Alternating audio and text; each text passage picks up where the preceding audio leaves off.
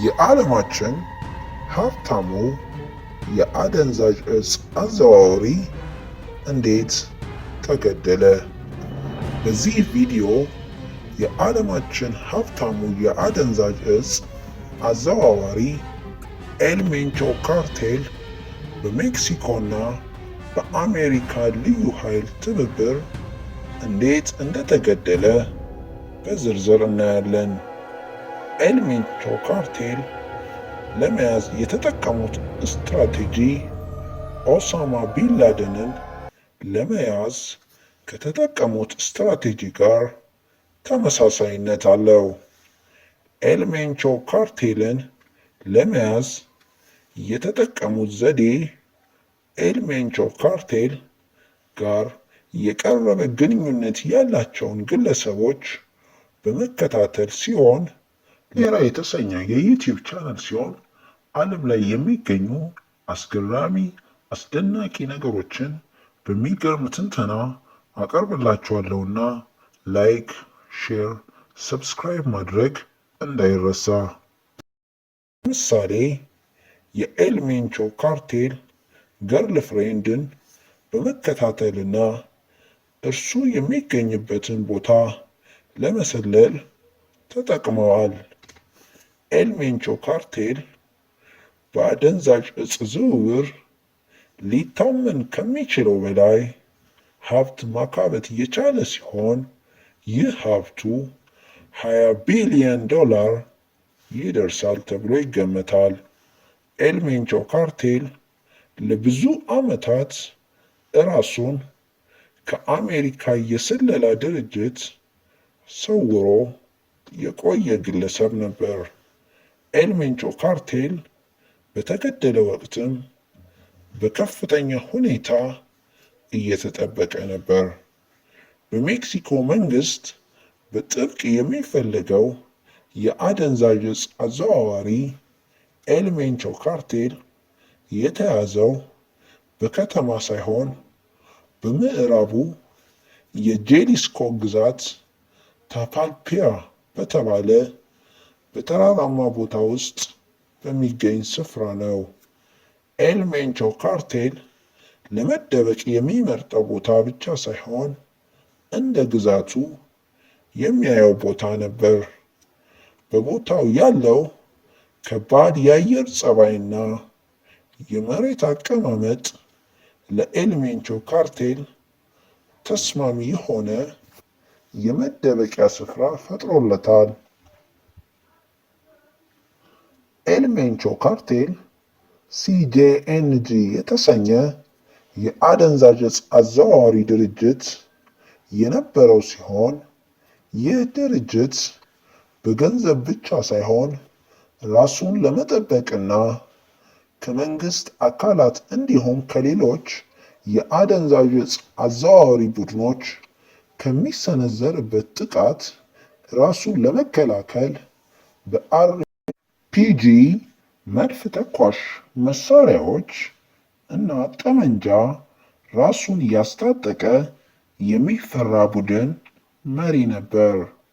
የኤል ሜንቾ ካርቴል ሕይወት ማለፉን ተከትሎ ሲጄኤንጂ የተሰኘው ቡድን በተለያዩ የሀገሪቱ ከተሞች ላይ አመፅን የቀሰቀሰ ሲሆን ይህን የበቀል እርምጃ በሜክሲኮ መንግስት ላይ ብቻ ሳይሆን በሜክሲኮ ሕዝብ ላይ ጭምር የተሰነዘረ ጥቃት ነው።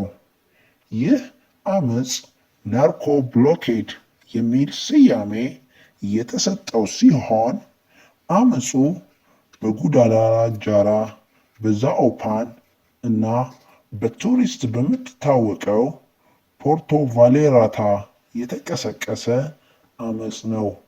አመፁ በኤርፖርቶች ውስጥ ጭምር በመከሰቱ ሀገሪቷን ለመጎብኘት በዚያ በነበሩ ቱሪስቶች ዘንድ ከፍተኛ ረብሻና ሁከትን የፈጠረ ነበር።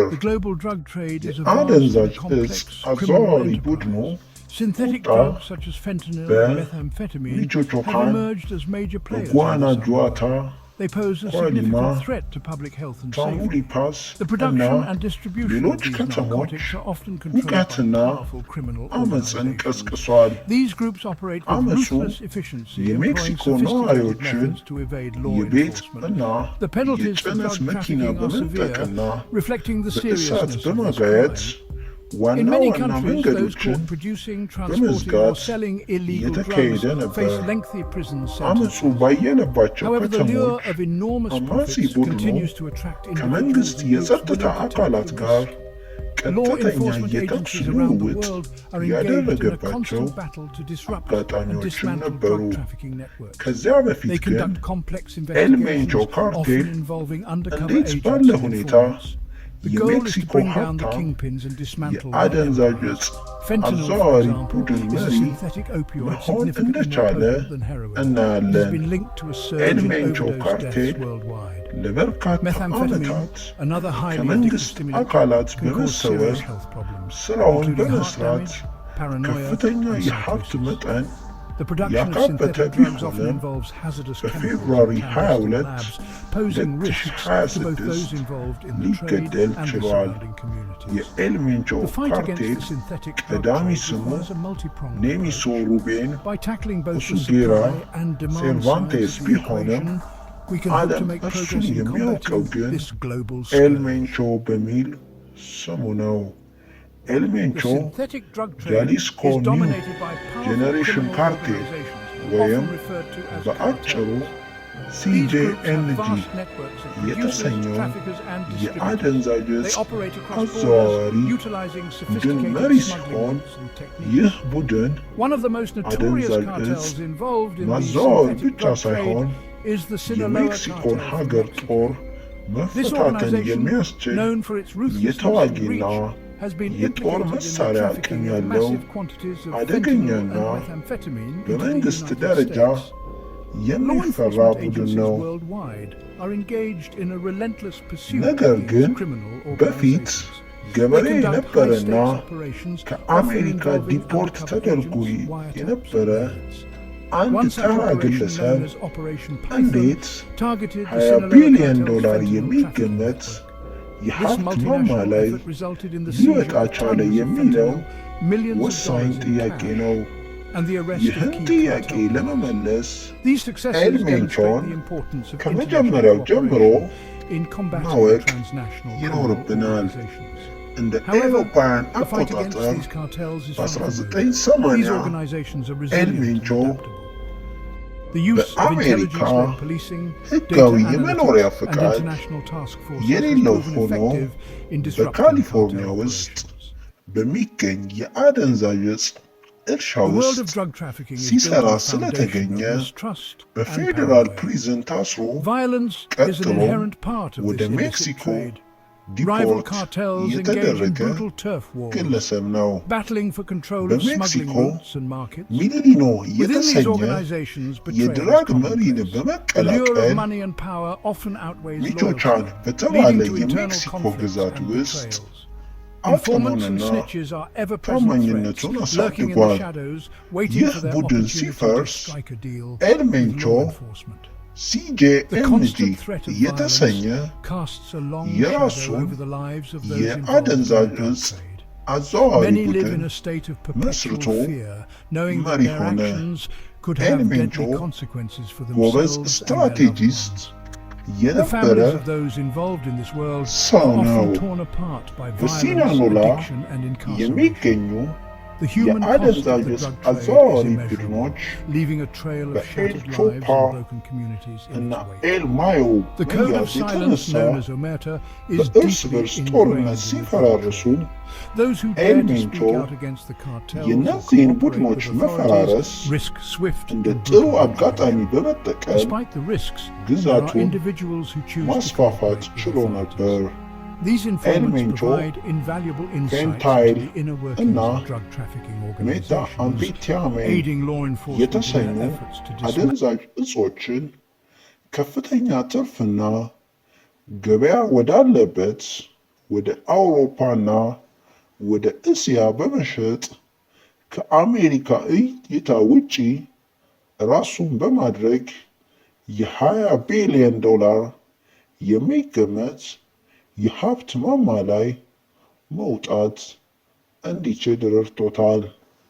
አንድ የአደንዛዥ ዕፅ አጥኚ ኤልሜንቾ ከእርሱ በፊት ከነበሩት የተሻለ ሀብት ማፍራት እንደቻለ ዘግቧል።